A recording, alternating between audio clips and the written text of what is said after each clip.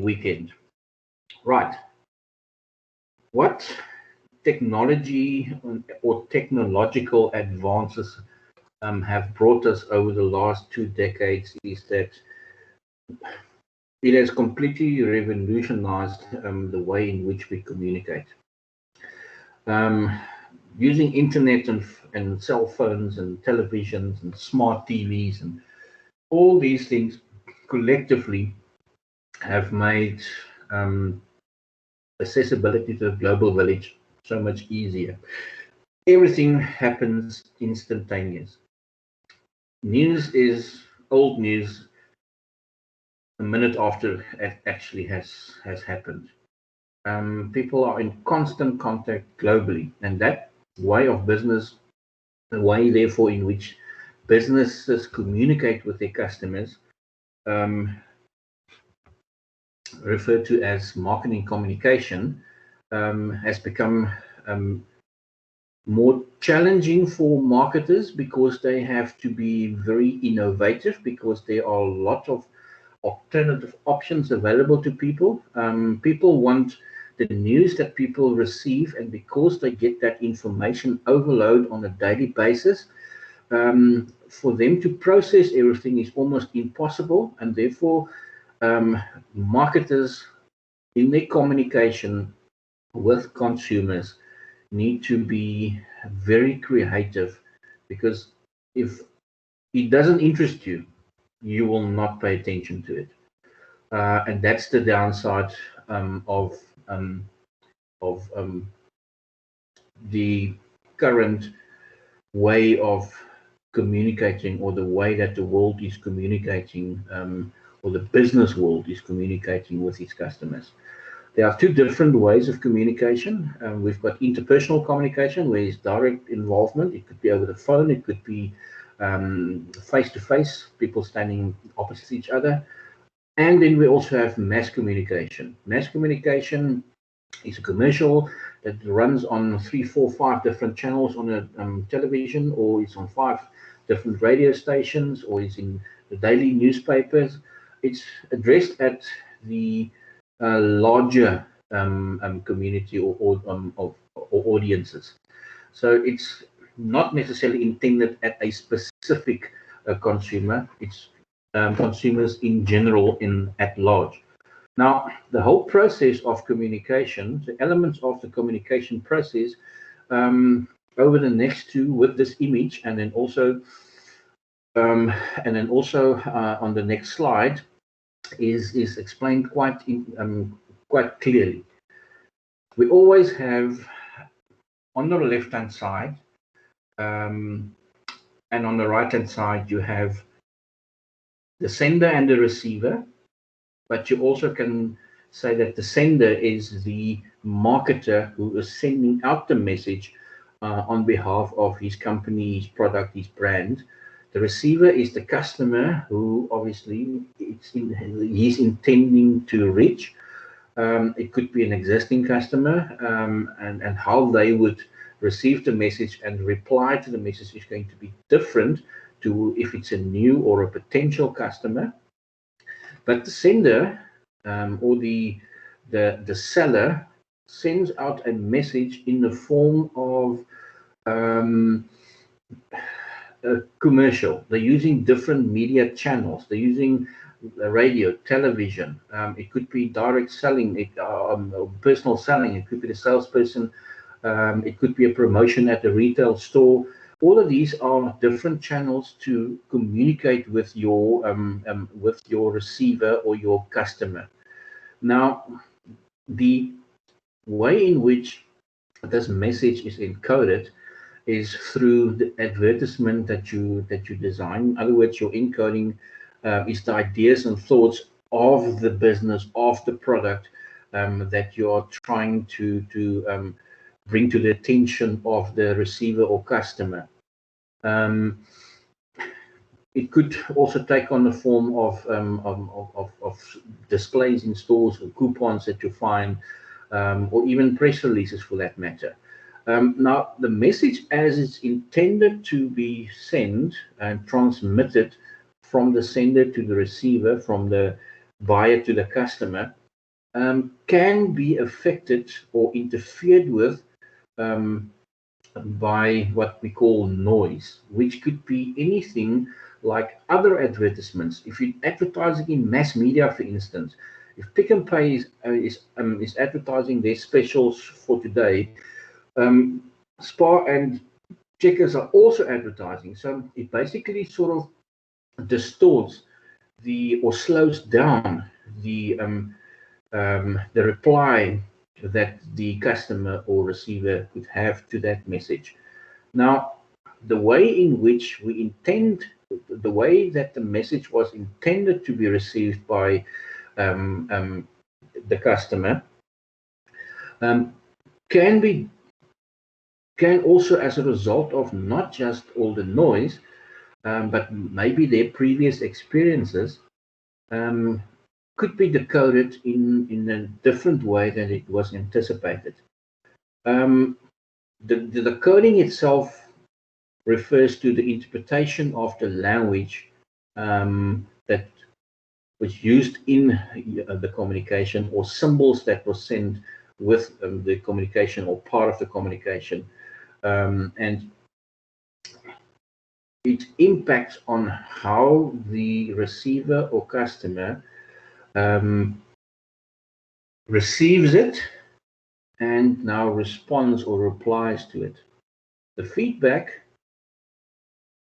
from the receiver to the sender, from the buyer to the seller, would now be the way in which they've interpreted, received the information, and how much of that particular communication they can remember, because that's what you intend to do. You intend to, for instance, let's take an example.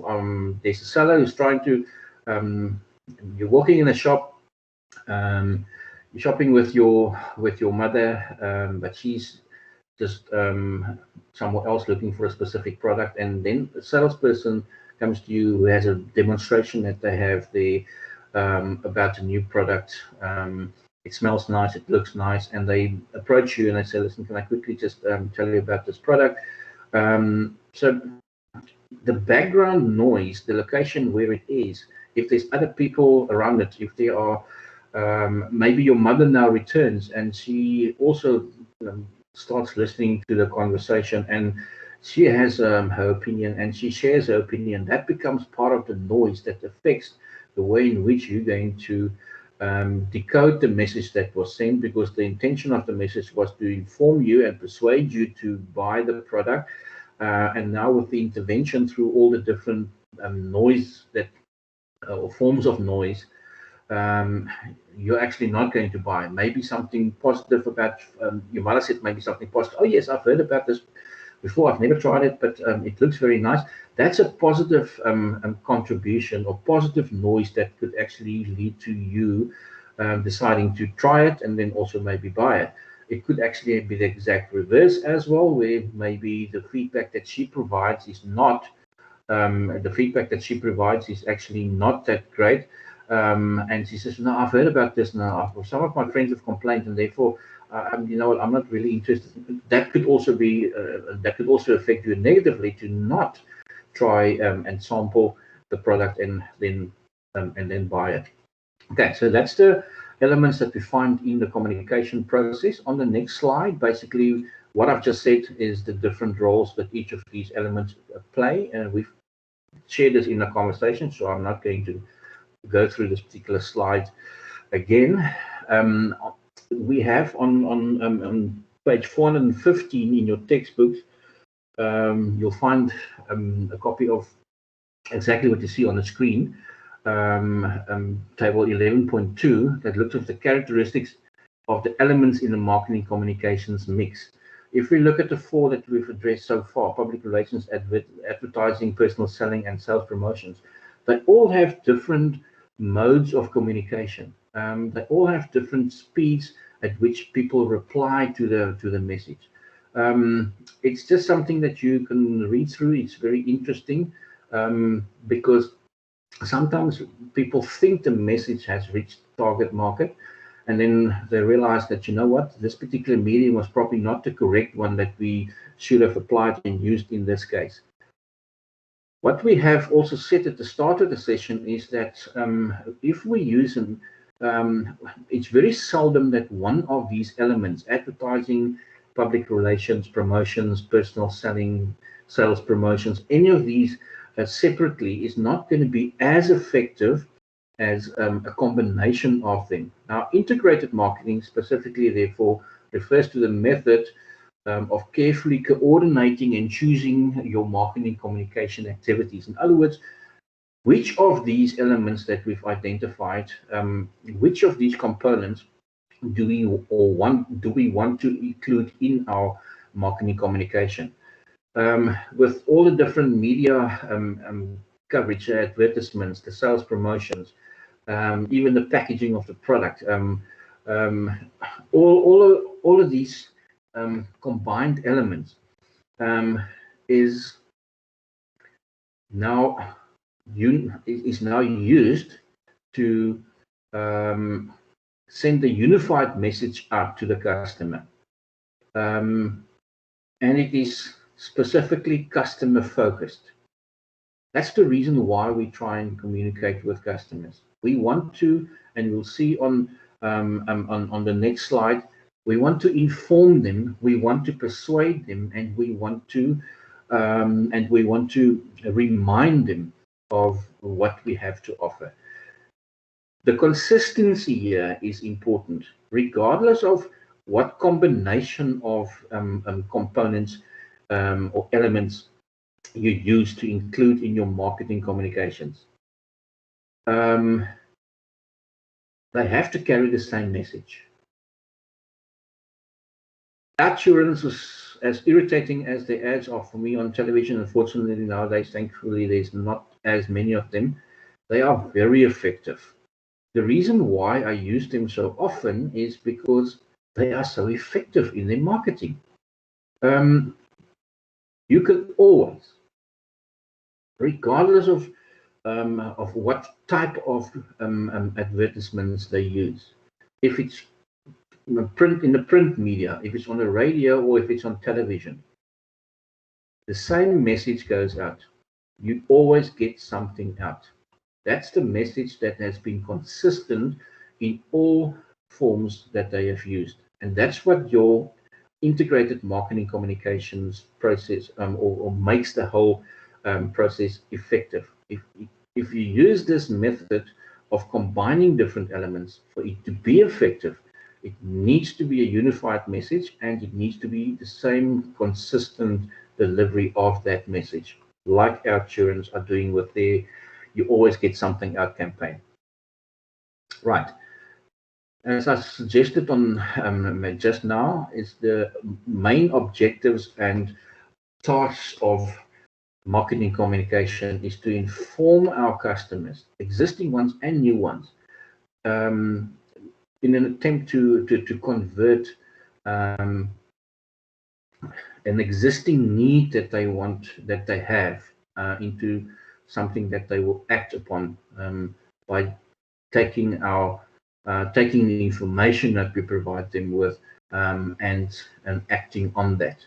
We also are trying to persuade them to rather make use of our services, or rather buy our products, than those of our competitors. And we also, and we've seen earlier on in the chapter when we did reminder advertising, it's another purpose as well, because we are not just focusing on new customers. We are also looking at existing customers and trying to keep our product and our brand in the customer's mind. The main objective for marketing communications, therefore, is to inform, hopefully persuade, and remind our consumers or potential consumers through a combination of all these different marketing elements, advertising, public relations, sales promotions, that we have a product that they should consider to buy. That's the main objective that we always want to achieve, regardless of what form of marketing communication we choose, or combination of elements we choose to communicate with our customers. Right.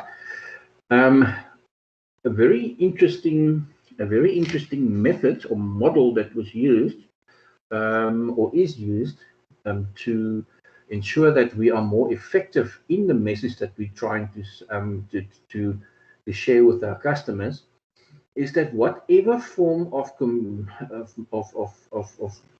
communication we use, it will be more successful if we apply the AIDA model.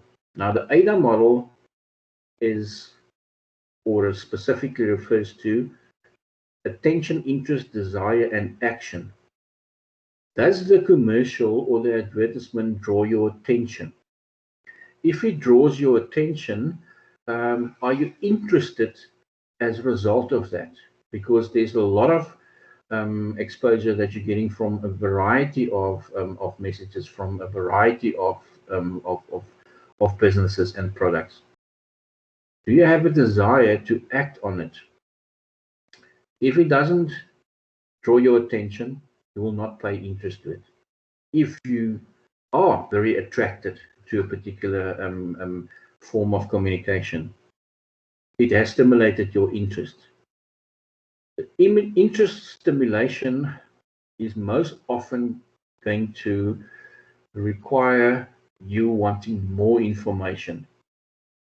More information will make you more knowledgeable, and that will ensure that you all of a sudden now have a desire to maybe buy that product or maybe to use that service, and that leads to the final step, and that is taking action. That's the stages that we find of consumer involvement in the marketing communications message called the AIDA model. Now, consumers also respond to the message that you send out in a specific sequence. The cognitive reaction is the first one that comes that happens. It means that during if we link this, and we'll see on the next slide how the AIDA model and the hierarchy of effects combine to give you a clearer picture. During that first stage, this first stage of creating or exposing you and giving you a message that draws your attention, maybe through colors or sounds or specific images, it creates an awareness. And the awareness and the knowledge form part of the cognitive component. Your next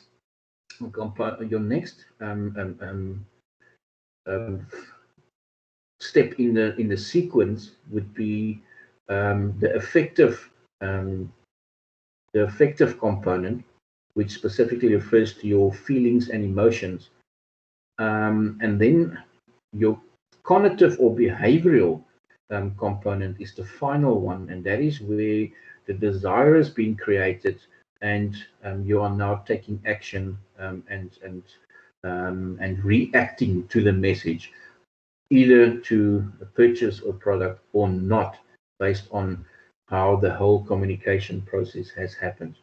Let's have a look at this and to summarize again. On the next screen, you'll see the AIDA model, as well as the 6 steps that you follow in a specific sequence. See at the bottom, you've got during your first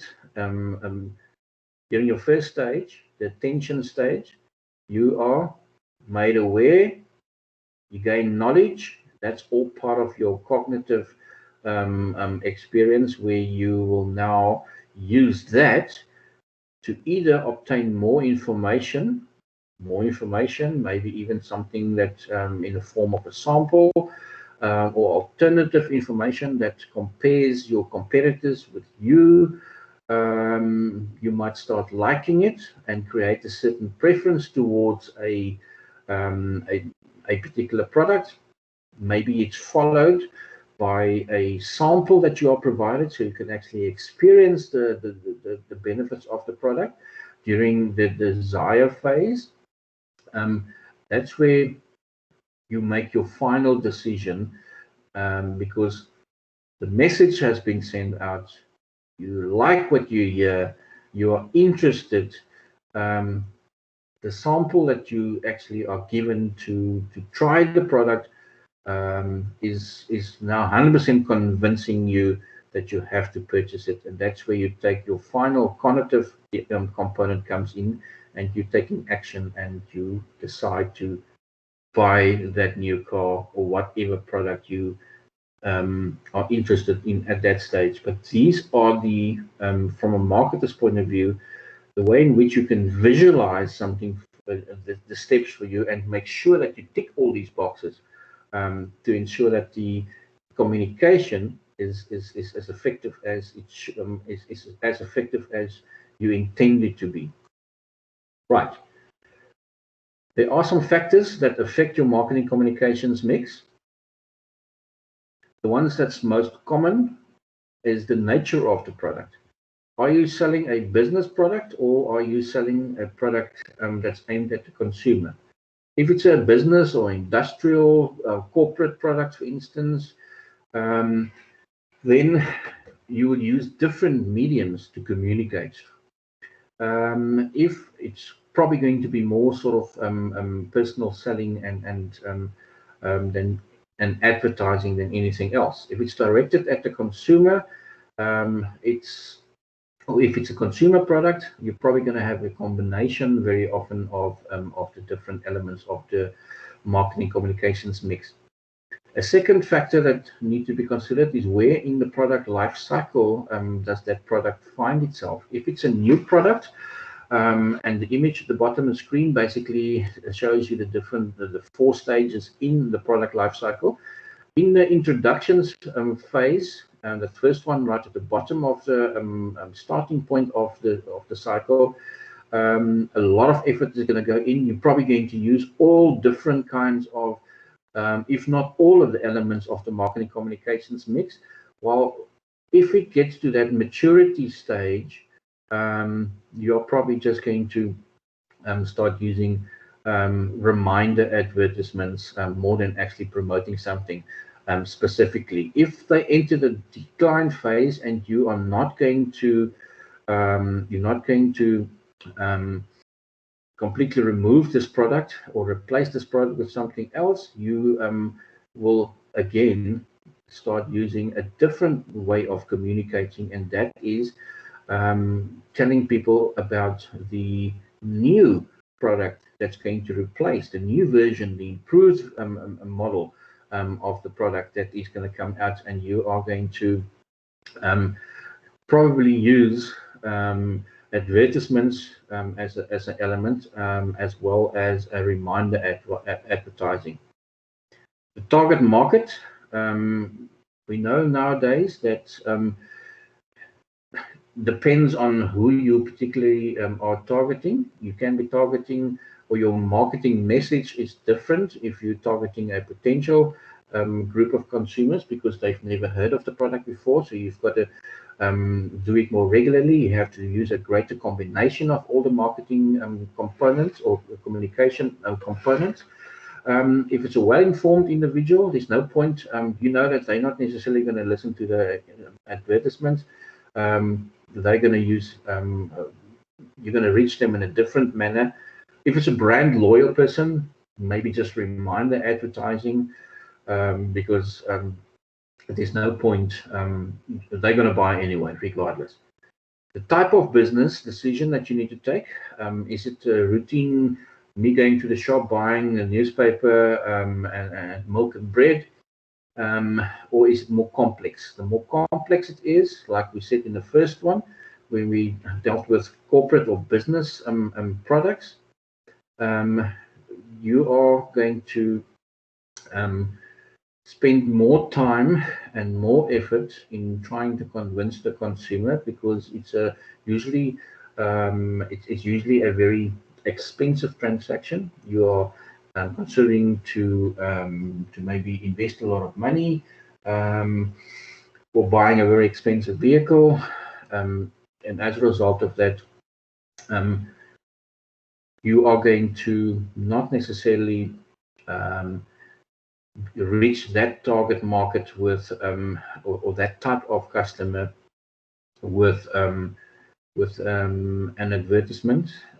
They would be ones that have probably used a product before and is actually just is actually and has knowledge of and previous experience of similar transactions. And personal selling is probably going to be a better option to reach that person because they need that confirmation and they need you to highlight certain benefits of the product to them. The funds that you have available obviously goes without saying. If you are if you have limited funds, there's only so many of the marketing communication elements that you can use. When it's a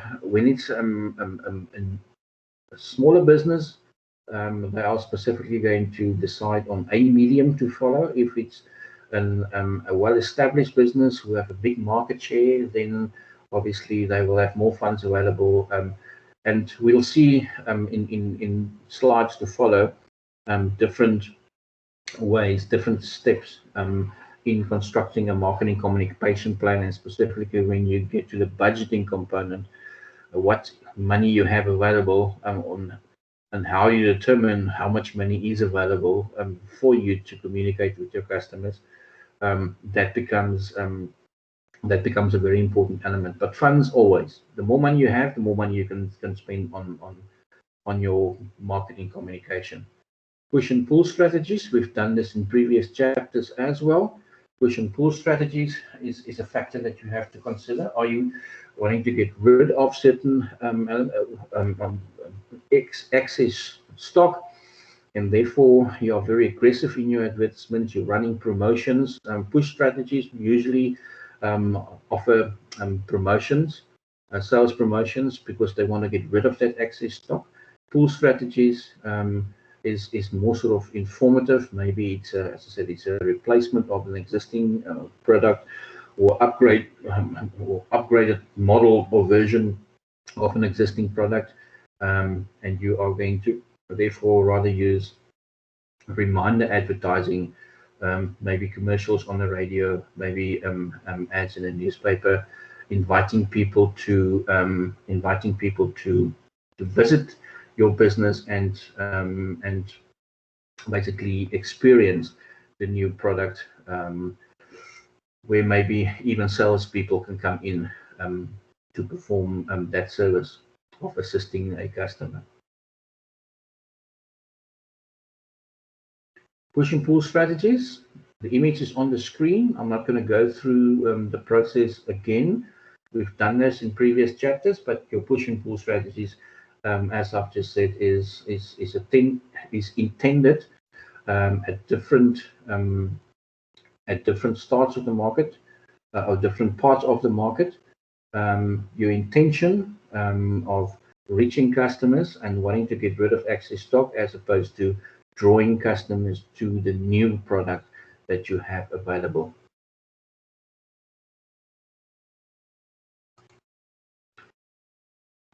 I think this chapter finishes with the steps that we take in developing our marketing communications plan. It should take us about 10 to 15 minutes, I think, to complete this section. So we will still finish slightly earlier than 12:30 for those who have made other plans. The first one was obviously to analyze the market. You are going to ensure that an effective marketing communication plan, or to put that in place, you have to identify your target market. This reflects back to previous chapters where we did market segmentation and targeting your correct market, because you can, as I said, waste a lot of money by using the wrong form of communication if you are not communicating to the correct target market. And that's a mistake that has been made and will probably in future be made again by many companies. It also will determine your plan of your marketing communications objectives. Like with everything else, it starts by setting goals. What do you want to achieve? How are you going to, or recently, because of the availability of a lot of the technology, the process of doing proper research is a bit easier. Um, Using surveys and the feedback that businesses receive from those surveys are very important to help them do the research as to what a particular target market wants, because the main objective still is to offer them something that can satisfy their need. You should be very clear here if you are what particular base of segmentation you are focusing on. Are you going for specific demographics, age or gender, or are you going for a specific geographical area, or is it a national campaign that you want to reach all the consumers throughout South Africa? Um, it's very important that you decide exactly at this point when you're analyzing your target audience and to specifically decide on um, which of these components you are going to, or it could be a combination of these elements that you are targeting. Remember, you can target a specific demographic within a specific geographical area. It doesn't have to be one specifically. Thirdly, you're going to set your marketing communications objectives, right? We know what our all over objective is, but now we want to set specific marketing communication objectives. And it, like like anything else, needs to be measurable. If it's measurable and realistic, it's probably going to be achieved. Do not set yourself unrealistic um, goals when you do this particular step. Make sure that your entire or that your marketing communication objectives also fit into the overall marketing plan that was on the first slide of this particular chapter. It must fit into the overall plan. Budgeting, we can use different ways to determine how much we are or how much we have available to spend on our marketing communication. Very often people are not very clear. That's what we referred to in that first one, arbitrary allocation. We basically decide on a number, let's say 500,000, and regardless of what our turnover is, and we just pick a number. There's no real method in it. We decide in our budget we're going to have 500,000 rand available for marketing communication. You can also use a comparative method, and that is to see what your competitors are using. How much do they use in their for on marketing communication, and at least try to do the same, and preferably, if you can, do even a bit more. A method that is also commonly used is to just decide on a percentage of your sales. I know that Adidas, for instance, in South Africa is like that. I think 10% of what their sales of the previous year they spent on marketing communication in the following year. And I think globally they spend 14%. That's the percentage that they use. 14% of the previous year's sales is what we are going to spend on marketing communication in the next year. Market share method, it just depends on what your intention is. If you want to increase the share that you have in the market, it will determine how much you need to spend on your marketing. If you want to increase your market share from 10 to 15%, you can actually do a costing on exactly how much you need to spend on marketing. That will more than likely lead to a 5% increase in your market share.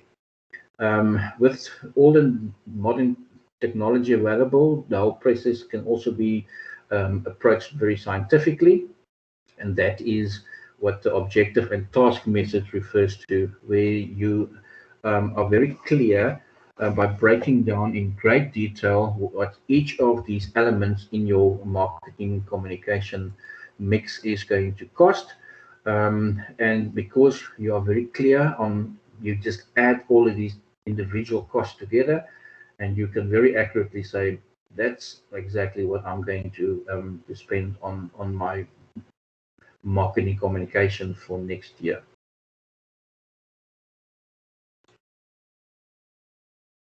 Finally, we'll obviously have to also decide on a marketing communications mix.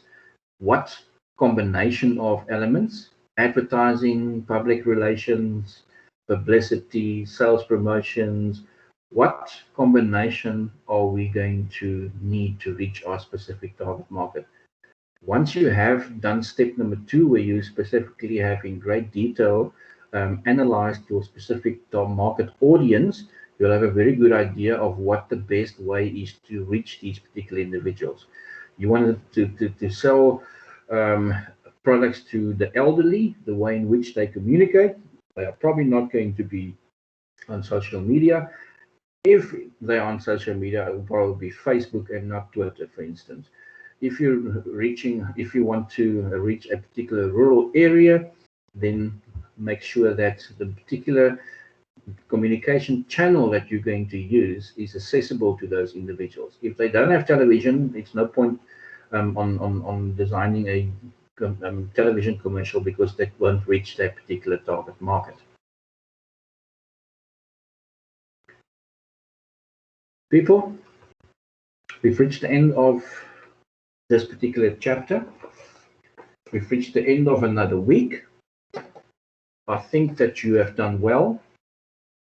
I think you deserve to actually take a bit of a break, take a weekend off. It will be nice if everything returns to the new normal on campus next week, so we can actually chat again. But as I said, I've been lecturing the whole morning, so I've not checked emails. I'm not sure what correspondence has come through from management, but I'm pretty sure that they will inform you and us during the course of today as to exactly how things are going to happen again from Monday. Regardless if we're playing the home game and I'm doing online sessions, or if it's on campus, the experience is going to be exactly the same. I don't have anything more that I want to add, or I think I should add at this stage. That's just a kind reminder that if you do not do your bit, there will obviously be consequences. But it's done tongue in cheek. I know that there's still a lot of time for us to prepare for the exams ahead. Anybody, because you still have your assignments due, which is only next Thursday. If you have any questions, please email me. If it's specifically related to an assignment, I'm going to check my emails this afternoon, because, as I said, I've been lecturing the morning and I've not attended to any communication. Anybody, anything that you want to ask me, or anything that you want to add or share at this point?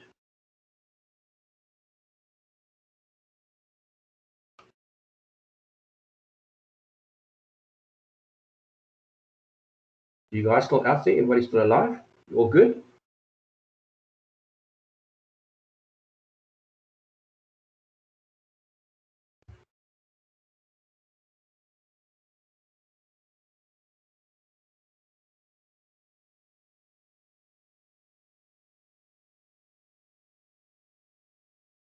Yes, sir, we're all good.